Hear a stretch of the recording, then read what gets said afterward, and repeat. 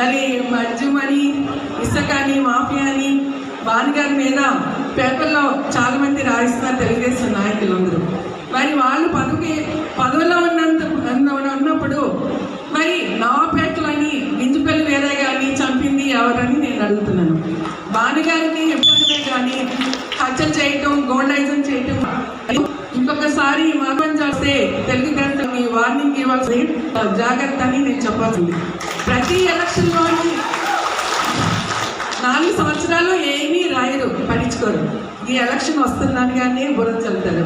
అలాగే మన మినిస్టర్ వస్తుంది అనుకుంటే వాళ్ళ రాతలు రాసి టీవీలో వేసి బాగా చేశారు. ఇప్పుడు భానుగారు ఎలాంటి వారో తెలీదా, వాళ్ళ నాన్నగారు ఎలాంటి వారో మీకు అందరికీ కూడా తెలుసు. అదే వాళ్ళ నాన్నగారు కట్టిన ఇంట్లోనే ఉన్నారు ఇప్పటికీ కూడా ఉదయ్ భాను గారు. తనకంటూ ఒక ఇల్లు కూడా జగపట్ల లేదు, మీ అందరికీ తెలుసు. అలాంటి మంచి మనిషికి మీరందరూ కూడా మరి సపోర్ట్ చేసి, మీరందరూ సహాయం చేసి అందరూ ప్రతిపాదించేసుకున్నామని అనుకోకూడదు. మీరు ఇప్పుడు తెలుగుదేశం